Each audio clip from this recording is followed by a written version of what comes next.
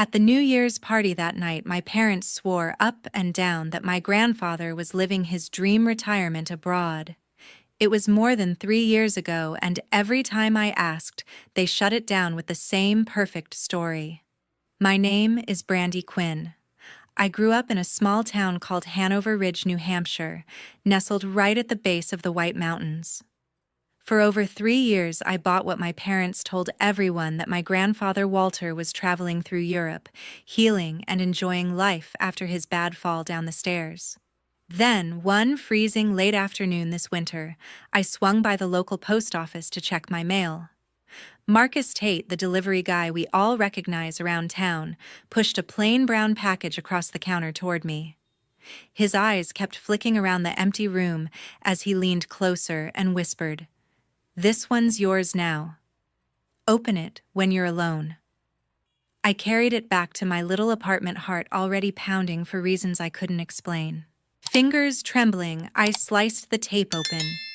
Inside, neatly folded, was my grandfather's old knitted scarf, the one he wore every winter, now stained with odd, dark marks.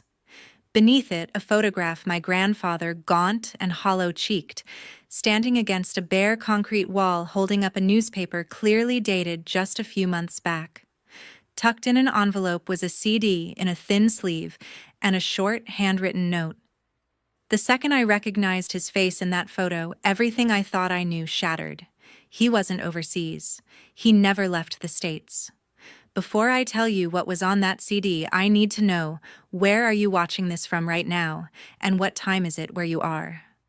Drop it in the comments below, because if a package like this showed up at your door, when exactly would you hit play on that disc in the dead of night? That scarf and the photograph hit me like a punch to the gut. But the real weight was in the envelope tucked underneath.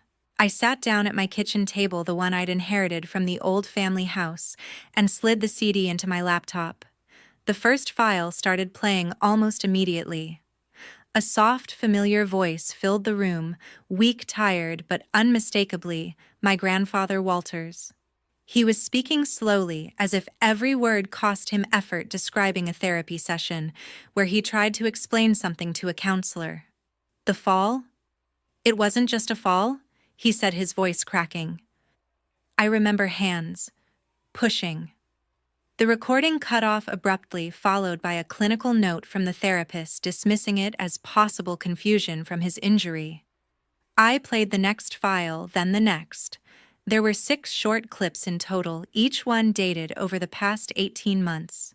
In them, Grandpa repeated fragments of the same story: an argument about old family papers, a confrontation at the top of the stairs in our house, and then darkness. His voice grew clearer in the later recordings, like his mind was fighting its way back. He never sounded confused or lost. He sounded trapped.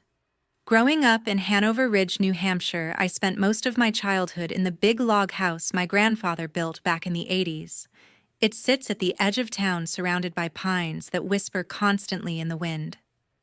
Grandpa taught me how to listen to those trees, how to read the way they moved before a storm rolled in off the White Mountains. He was the one constant in my life, the man who told stories about my grandmother Margaret, who passed long before I could remember her, and who always said family secrets were like roots. Keep them buried deep enough, and the tree stays strong. My parents, Richard and Diane, lived there too until I moved out. They ran a small real estate business in town, always talking about expansion and investments. Grandpa had money put aside from selling timberland decades ago, and he was careful with it. He used to joke that it was for rainy days and grandkids. After his fall down the basement stairs more than 3 years ago, everything changed fast. I remember the night it happened. I was away at college finishing my last semester. Dad called at 2 a.m, voice tight, saying Grandpa had tripped in the dark and hit his head badly. By the time I drove home the next day, he was already in a special care facility across the country in Idaho. Mom explained it was the best place for traumatic brain injuries, fully equipped, and that moving him closer would risk his recovery.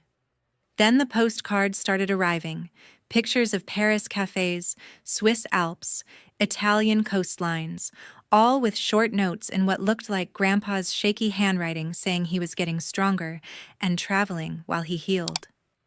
I had doubts early on. The handwriting on those cards was too neat in places, too much like Mom's careful script.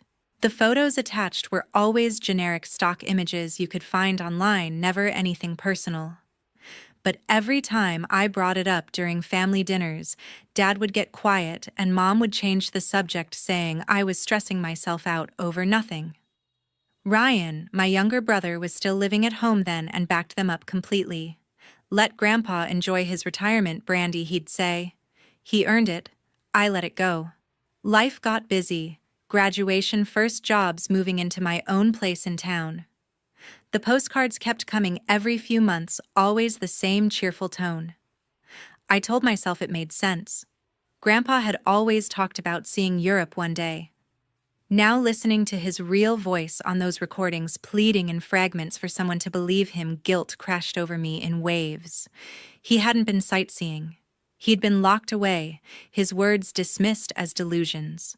The last clip was the clearest, Grandpa naming my parents, directly saying they needed access to something Margaret had hidden before she died, something tied to the house and land. They think I don't remember, he whispered. But pieces are coming back. The handwritten note in the package was brief, scrawled on plain paper. I deliver supplies to the facility in Idaho. Heard these sessions by accident. Recognized your grandfather from old town stories. Couldn't stay silent. Be careful. It was signed simply M. Tate. Marcus Tate. The name clicked. He's the regular delivery driver everyone in Hanover Ridge knows by sight. Why would he risk sending this? And how did he get hold of private therapy recordings? I sat there until the sky outside turned dark, replaying the files over and over. Each time, Grandpa's voice pulled at something deep inside me. He wasn't gone. He was waiting.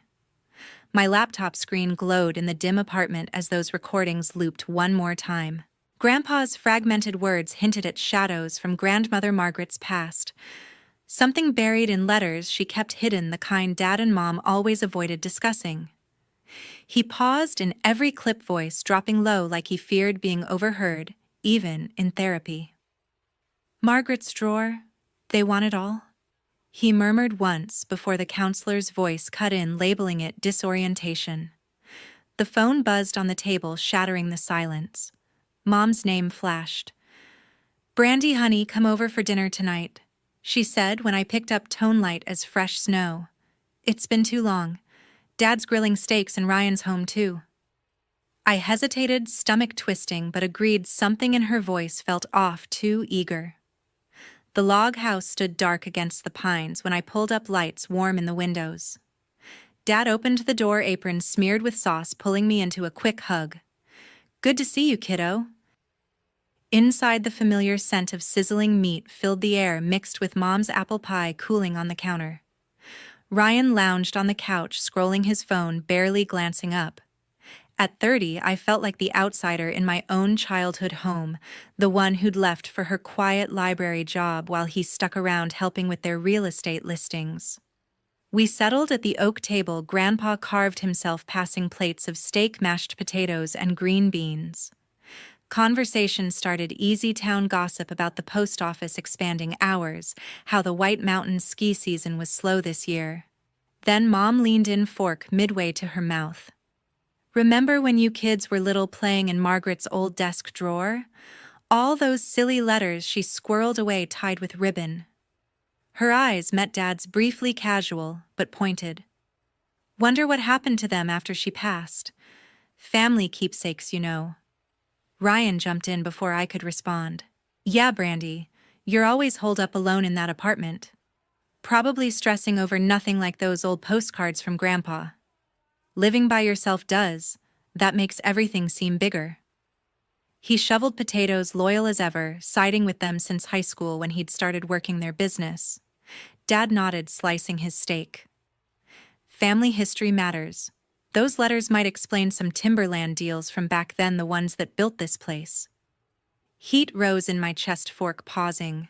They painted me as the fragile one, imagining threats in every shadow, while probing for Margaret's secrets, the same ones Grandpa whispered about on tape. I forced a smile, heart pounding. Yeah, childhood memories. Drawer full of ribbons and faded ink. Haven't thought about it much. Mom pressed gently. If you find anything tucked away, bring it over. For old times' sake. Ryan snorted.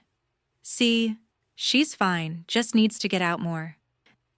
Dinner dragged tension thick under the chatter about Ryan's latest property, closing Dad's bad knee from years logging remnants of Grandpa's old sales. I nodded along, excusing myself early with a vague headache. Their eyes followed me to the door, Dad's steady, Mom's searching, Ryan's dismissive. Back in my apartment, the chill from the drive lingered. I dragged out the dusty box Grandpa handed me years ago, right before his fall, saying, "Keep this safe, Roots girl."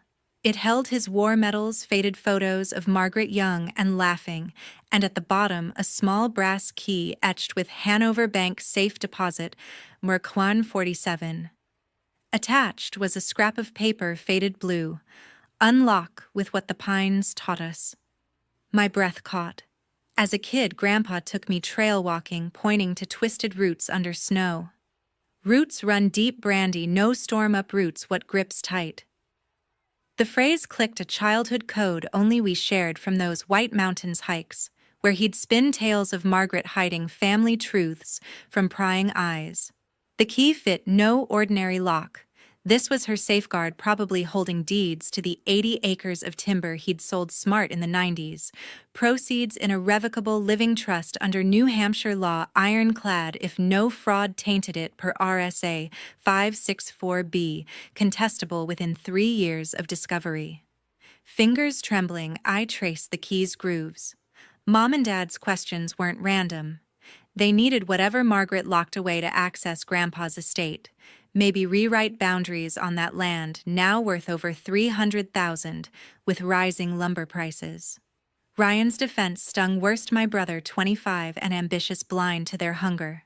But those tapes proved Grandpa lucid enough to name them his injury no bar to memory under Idaho's guardianship rules, where fraud voids petitions if proven by clear evidence, like overheard sessions Marcus chanced upon. Sleep evaded me that night. Key clutched tight. The box spilled more, a yellowed envelope, unsealed, Margaret's script warning of debts Richard chased that could swallow the forest. She'd foreseen this, setting the trust, naming me and Ryan primary after Grandpa bypassing parents if incapacity arose, valid in NH probate, no quitclaim needed unless coerced, which courts void under duress clauses. Dawn crept through blinds as resolve hardened. They'd invited me to gauge what I knew, Ryan their shield. But this key changed everything, proof their care, for Grandpa hid greed out-of-state facility in Boise, 2,500 miles away, to dodge visits, monthly bills, $12,000 vanishing into admin fees, while he begged on tape. I slipped the key into my pocket box, resealed. Tomorrow the bank opened at 9. No more games. The brass key weighed heavy in my palm as I stepped into Hanover Community Bank early the next morning. The lobby was quiet, the scent of fresh coffee from the corner station mixing with polished oak counters. The same teller who'd helped me open a savings account as a child greeted me with a warm smile, verifying my ID against the old signature card Grandma Margaret had added my name to decades ago. She led me to the vault without questions, leaving me alone in the small private room. The metal box slid out smoothly, heavier than I remembered from childhood visits. Inside, tied with a faded blue ribbon, was a thick folder of documents and a sealed envelope in Grandma's distinctive handwriting, for Brandy only if the roots are threatened. I untied the ribbon first. The folder held land surveys from the late 80s, detailed maps of the original 80 acres Grandpa selectively logged to fund the house and family. Deeds followed, transferring portions to a revocable living trust created in 1998 under New Hampshire statutes, naming him trustee and me, with Ryan as successors upon incapacity. My parents nowhere listed as beneficiaries. Handwritten notes in Margaret's precise script outlined a 1992 crisis. Dad barely 30, borrowing against expected timber revenue for risky property flips during a market slump, nearly losing everything. Grandma quietly covered the debts with her own savings, insisting the land remain protected, provisions ironclad under RSA 564B. Any later attempt at change voidable for undue influence or fraud. The envelope's letter dated months before her death hit harder. "My dear Brandy," she wrote, "if this box is opened under duress, no, I saw signs in Richard and Diane long ago. Ambition overriding caution, debts hidden behind smiles. Walter trusts blindly, I do not. The trust roots everything to you children, bypassing them if guardianship arises. New Hampshire courts require clear evidence of incapacity. Challenge any out-of-state claims swiftly. Fraud unravels it all. Hold the roots tight. With all my love, Margaret." Tears stung as I read it twice. Grandma had foreseen the danger, building safeguards from beyond the grave. The land alone, with current White Mountains values, exceeded 400,000, motive enough for isolation in a facility 2,500 miles away. I photographed every page, carefully resealed the box, and left the bank with resolve burning. Driving the short miles through town, I dialed Evelyn Grant, the lawyer Grandpa trusted for decades. She answered promptly, voice steady and familiar. "Brandy Quinn. It's been years. What's wrong?" We met in her office overlooking the Main Street walls lined with legal volumes and family photos. I spread the documents across her desk. She examined them methodically, glasses perched low. "This trust is textbook solid, revocable, while Margaret lived irrevocable now. Successor provisions clear. Guardianship from Idaho can be contested here. Uniform Act allows transfer for review if local interests like assets. Fraud allegation voids it fast under RSA 464A42. She leaned back, thoughtful. "But we need corroboration, medical, financial trails. Walter once helped a young reporter expose mill safety violations that cost jobs but saved lives. Clara Voss. Freelance now owes him big. She digs where attorneys can't without subpoenas." Evelyn provided contact details. I messaged Clara, immediately arranging a meet at the small coffee shop on the outskirts, away from town gossip. Clara arrived bundled against the cold notebook, ready eyes sharp behind frameless glasses. "Your grandfather gave me my first big break," she said over steaming mugs. "Tell me everything." I shared phone images of the trust, Grandma's letter, guardianship filings citing irreversible decline. Clara's expression shifted to focused intensity. "Pattern I've seen: remote facilities, inflated bills, family blocked. I'll pull public records from Idaho, billing histories, staff complaints." Discreetly. We mapped next steps, cross-check property transfers. My parents attempted post-fall trace funds from facility payments. Clara warned these cases often hide more old partners, unreported loans. "Reputation protects worse than money sometimes," she murmured. Walking out, phone buzzed unknown. "Stop digging into family business. You don't want the same accident." Cold seeped deeper than wind. They knew about the bank, the meeting. Surveillance paranoia flared, but Grandma's words echoed fight.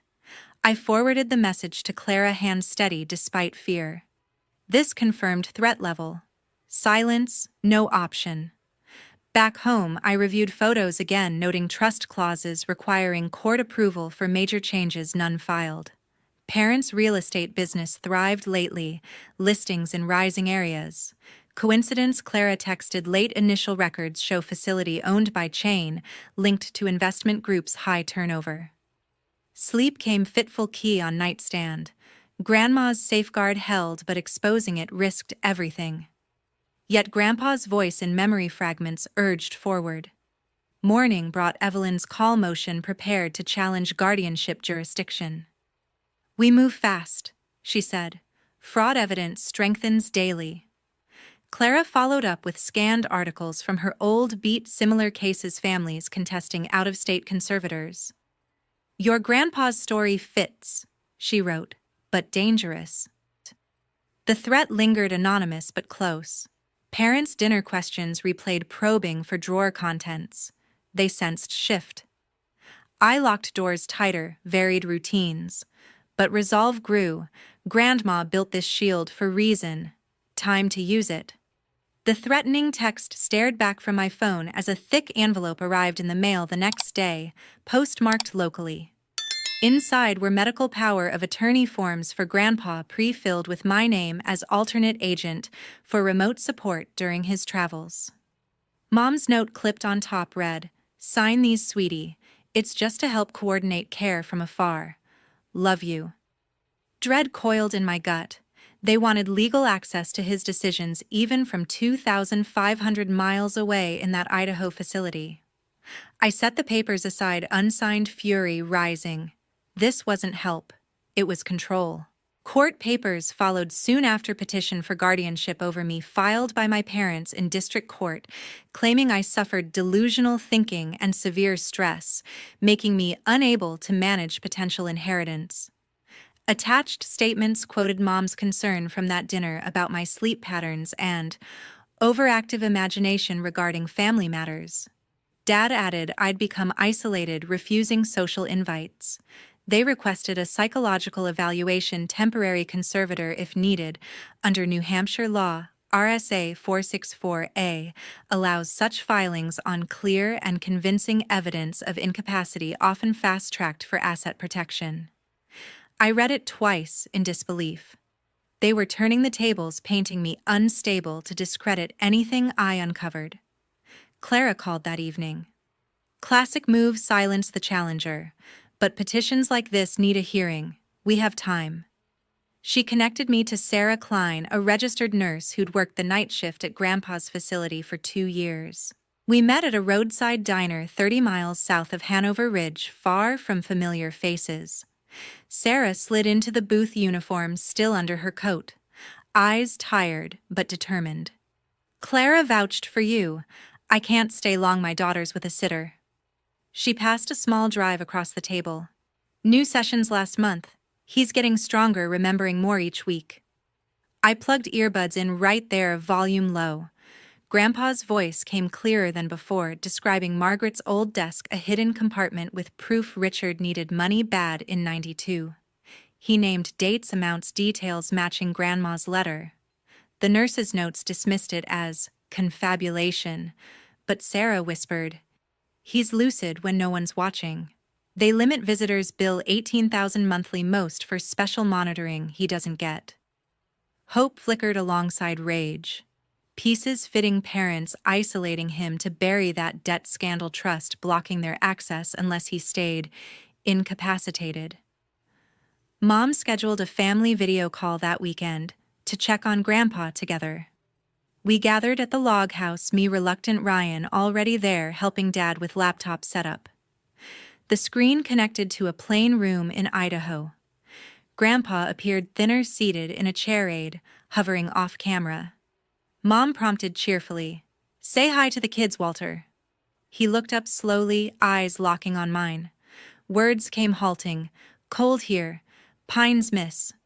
But his gaze held steady, intense, a deliberate nod, fingers tapping chest twice. Our old signal from hikes.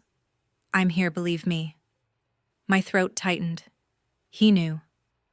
Ryan shifted beside me, usually quick to defend, but this time silent brow furrowed. The call ended with Mom's bright, "See, he's comfortable." But my brother lingered as I stood to leave, voice low. His eyes, different. No accusation, just uncertainty, the first crack in his loyalty. News hit town quietly, Marcus Tate gone. His route, empty house, dark, no note. Folks at the post office said he'd mentioned needing a break. Van missing. Police filed a missing person report, but no leads. Sarah texted through Clara, "Be careful, people asking questions sometimes vanish." Isolation pressed in, parents building a case against my sanity, Grandpa reaching through screens and tapes, Ryan wavering, the man who'd risked everything now nowhere. But Sarah's drive burned in my pocket, fresh proof. His mind sharpened, daily guardianship fraud under Idaho code, punishable if intent proven. I forwarded everything to Evelyn, pulse racing. They were escalating, but so was the evidence.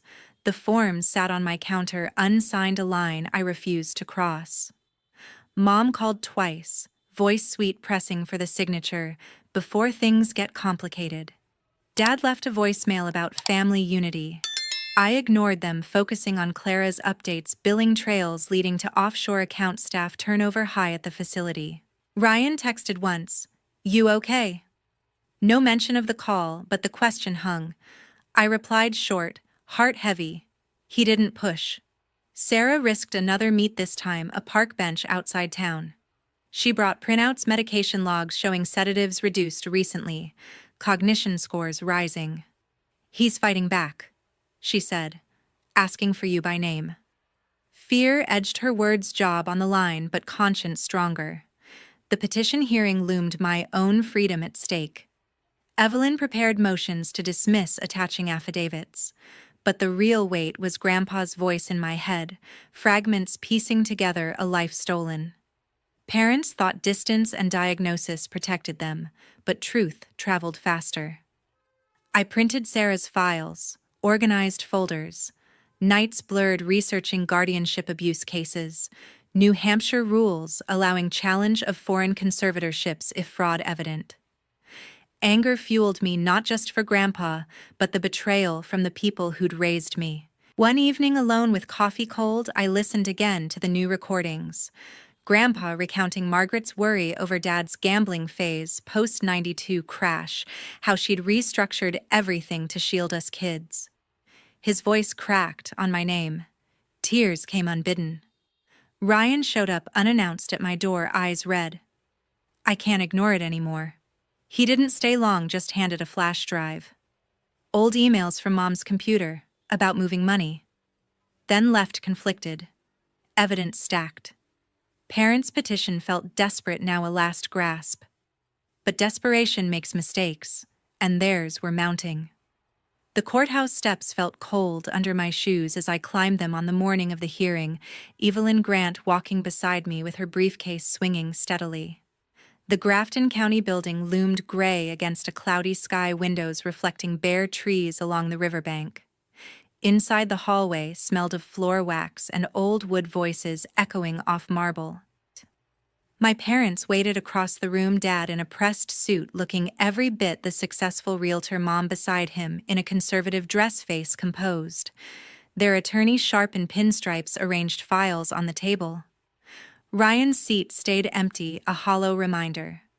Judge Elena Ramirez took the bench promptly, robe crisp, silver hair pulled back, eyes scanning us all with practiced neutrality. The bailiff called the room to order, voices falling silent. Evelyn rose first. "Your Honor, the petition for guardianship over Brandy Quinn is baseless and retaliatory, designed to obstruct inquiry into fraudulent conservatorship of her grandfather, Walter Quinn, established in Idaho." Their lawyer objected, relevance prejudice. The judge allowed context, voice firm. Evelyn presented the therapy recordings, playing select clips through the courtroom system. Grandpa's voice filled the space, raspy but coherent, describing the argument over old debts. The sudden fall, years of isolation to keep questions away. She followed with Sarah Klein's medical summaries, cognition scores, improving sedatives, tapered billing, 18,000 monthly, largely unaccounted. Mom shifted fingers, tightening on her purse. Dad stared straight ahead. The opposing attorney countered aggressively, recordings lacked proper authentication, possible tampering. Facility diagnosis of irreversible decline, official. My behavior erratic per family statements. Miss Quinn's fixation on conspiracy proves the need for protection, he argued, citing the petition's psychological concerns. Judge Ramirez leaned forward, brow creased. Chain of custody for these audio files. Evelyn admitted indirect sourcing, nurse anonymity for safety. Doubt shadowed the bench. Without verification, weight is limited. My stomach dropped, momentum slipping, guardianship over me looming if fraud claims dismissed. The judge called recess to review exhibits. In the hallway, Mom approached, voice low. "Brandy, stop this. It's hurting everyone." Dad hovered behind silent. I held her gaze, heart-pounding. Evelyn pulled me aside. We have the trust documents, but medical alone may not sway. Court resumed. Bailiff announced transport arrival. Doors opened. Grandpa wheeled in by an Idaho aide, thinner than memory hair, snow-white but eyes alert. He wore a simple sweater, hands resting calm. Mom forced a concerned smile. The aide positioned him center, then retreated. Evelyn requested direct questioning. The judge agreed. Mr. Quinn, do you understand these proceedings? Silence stretched. Grandpa stared at the floor, breathing steady. Minutes passed. Their attorney requested dismissal, incapacity evident. My chest tightened, hope fraying. Then Grandpa raised his head, looking directly at the bench. Pen offered, he gripped it shakily, writing on the pad. I remember, gradually. Letters uneven, deliberate. The room stirred. Judge Ramirez nodded to continue. Suddenly his voice emerged, rough from disuse but clear. The stairs in the log house. Argument about money Margaret hid. Push. Woke in hospital, then moved far away. No visits allowed. Told staff I imagine things. He paused, strength building. Years alone, so no one asks about trust. Margaret protected land for grandkids. They need me silent. Gasps echoed. Mom whispered urgently to her lawyer. Dad paled. Grandpa continued detailing isolation tactics, monitored calls. Therapy twisted to label confusion. Mind clears now. Want home. Clara Voss rose as scheduled witness. Your Honor, additional audio from legal home recording, one-party consent, valid, New Hampshire. She played it, Mom's voice in the kitchen, hushed argument with Dad weeks ago. Resolve quick before he talks more. Facility buys time payments, cover tracks. Courtroom froze. Their attorney objected strenuously, privacy invasion, but judge overruled. Relevance to motive, overwhelming admissibility met. Sealed envelope handed to Clerk Ryan's, notarized affidavit delivered overnight. Read aloud, overhearing parents discuss permanent solution for Grandpa's questions about 92 debts, regret for silence, confirmation of overheard plans to redirect trust income. Evidence cascaded. Trust, irrevocable fraud in Idaho.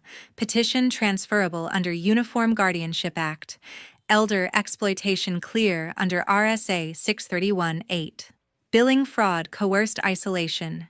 Judge Ramirez removed glasses, expression grave. Sufficient cause found. Conservatorship over Walter Quinn terminated immediately, probable fraud and exploitation. Mr. Quinn discharged today. Petition for Brandy Quinn dismissed with prejudice, no credible evidence of incapacity. Gavel fell sharp. Matter referred to Attorney General for criminal investigation, guardianship fraud, financial abuse of vulnerable adult, potential assault. Bailiff coordinate release. Chaos followed, Mom protesting quietly. Dad stunned, silent, their attorney gathering papers hastily. Grandpa turned to me first, full smile, breaking through, eyes wet. I crossed the aisle, taking his hand, warm, strong, despite years lost. Aide confirmed transport back to New Hampshire arranged. Outside, cold air hit as doors opened. Grandpa stepping free with assistant sunlight on his face. He breathed deep. Pines. He whispered, home. Relief washed over me, mixed with lingering pain. Justice swift, but scars deep. Parents led away for statements, faces ashen. Ryan's letter weighed heavy, my brother choosing truth, distance growing. Evelyn squeezed my arm. It's over. He comes home. Clara nodded, notebook closed. Sarah texted congratulations from afar. Grandpa gripped my arm tighter. Roots held, he said softly. We walked slow to the car, future uncertain but free. Grandpa stepped into sunlight outside the courthouse that day, and 1 year later the apartment in Hanover Ridge had become our quiet haven. We'd converted the spare room into his space walls lined with bookshelves holding his favorites, old field guides to New England trees and Margaret's recipe binders. At 82, he moved with a cane, now joints stiff from years inactive, but physical therapy 3 times weekly strengthened him. Mornings he'd brew coffee while I prepared breakfast oatmeal with berries from the local market, talking about the pines visible from our balcony. His memory returned in waves, not floods. Some days, sharp recounting hikes where he'd teach me bird calls, Margaret's garden plots. Others, blurred confusion, fleeting but present. Therapy focused on rebuilding neural paths. Doctor noting progress from the abrupt medication halt post-release. He'd smile then, clearer every week. Nights brought the hardest moments. I'd wake to his voice down the hall, soft and searching. Margaret, calling her name like she waited in the kitchen. I'd pad in barefoot, sit beside him, remind gently she was gone long ago. He'd nod, eyes wet, gripping my hand. Feels like yesterday sometimes. Grief compounded, losing her, then years stolen. We talked it through, no rush. Richard and Diane faced judgment in a combined trial, prosecutors building case on fraud, exploitation, concealment. Convictions: multiple guardianship fraud under Uniform Act violations, elder financial abuse, RSA 631-8, Class B felony, falsifying medical reports. Sentences: 10 years each consecutive for intent, parole possible after 2/3 served. Assets seized for restitution facility, overcharges repaid to trust their home sold, covering legal fees. No appeal succeeded. Evidence overwhelming. I read reports online, courtroom sketches showing mom thinner hair, grayer, dad staring vacant. No visits requested, none granted. The break: absolute protective order in place. Ryan bore the weight heaviest. My brother, 25, at the hearing crumbled under revelations. He helped initially, packing the log house, driving grandpa's belongings, but cracks widened. One fall evening he arrived, suitcase in hand. "Can't breathe here," he admitted, voice breaking. "Everyone knows." We talked hours by the fireplace, him admitting blind loyalty, guilt for defending them during my doubts. He left before winter deepened, long letter on the table detailing torment, inability to face town judgment, need for distance to rebuild self. Promised monthly contributions for grandpa's needs, wired anonymous first, then regular from new jobs out west. No forwarding address, just, "I'll be okay." Checks arrived, steady amounts, growing, better positions, perhaps tech or sales, far from real estate stigma. I banked them for medical extras, therapy, small trips to the mountains grandpa loved. A plain prison envelope came midwinter, Diane's script, daughter. I held it over flames, watching edges blacken, paper curl to ash up the chimney. Unread words didn't deserve space. Grandpa watched, silent, approving nod. Some fires cleanse. Routines anchored us. I managed library full-time, grandpa volunteering story hour, kids gathered around as he described White Mountains trails, voice steady, captivating young faces. Evenings, simple soup. Simmering cards on the table, discussing trust investments. Conservative bonds, land held untouched. His nighttime calls lessened sleep deeper. Therapy noted trauma processing, acceptance growing. He'd garden on the balcony, spring come tomatoes in pots like Margaret taught. Town embraced quietly, neighbors dropping casseroles, inviting to church suppers. Clara's articles sparked state reviews, Sarah promoted in new reform unit. Marcus case, unsolved poster, faded at post office. Ryan's transfers continued, occasional postcard, unsigned mountain views, no words. I kept them in a drawer, door open if he returned. Snow melted, seasons turned. Grandpa stronger, walking unaided short distances. Margaret proud, he'd say, gazing pines. Loss lingered, parents erased, brother distant, but we forged ahead too against the empty spaces. The burned letter, long forgotten, ashes scattered. No looking back needed. Pines whispered outside the window as another winter settled over Hanover Ridge, snow piling soft against the glass. Grandpa sat in his armchair, blanket tucked around him, eyes fixed on the forest beyond.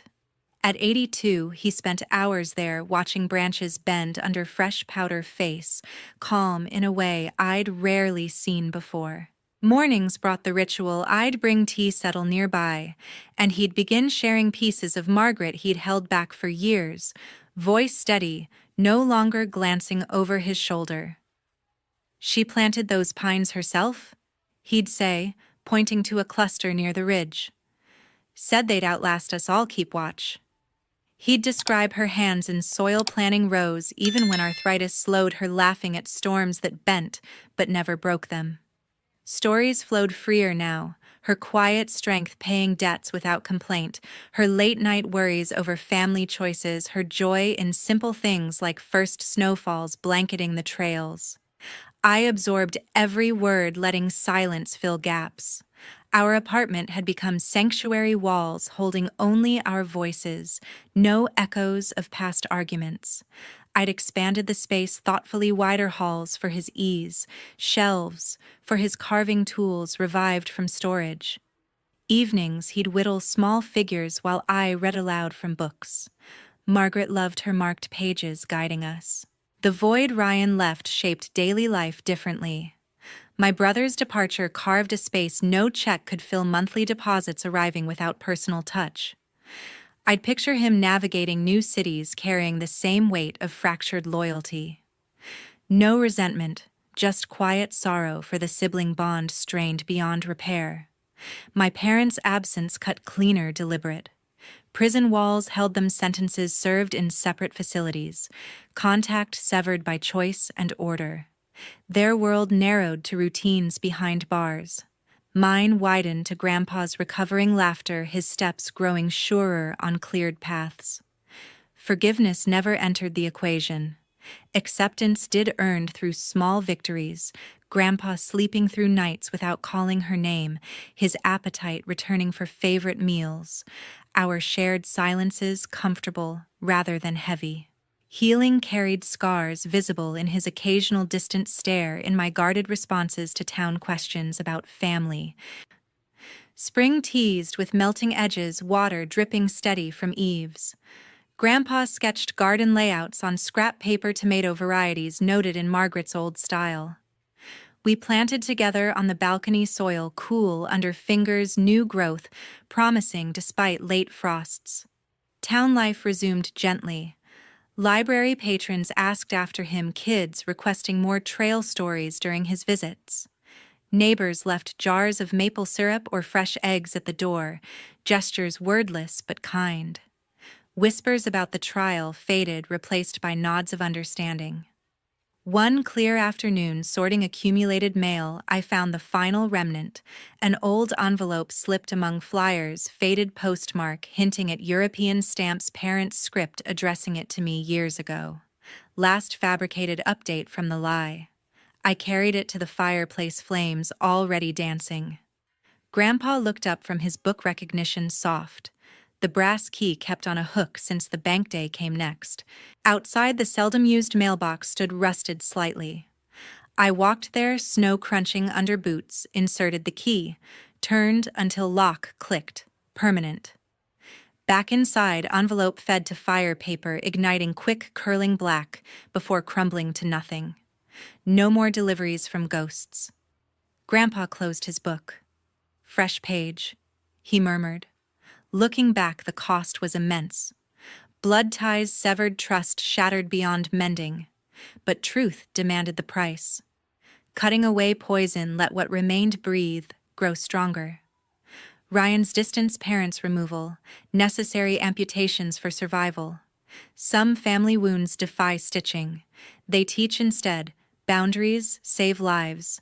Silence enables harm. If someone dear vanishes too long behind flawless explanations, trust that inner pull. Question. Push. Instinct guards what love alone cannot. Roots endure storms by letting dead branches fall. Light reaches deeper then,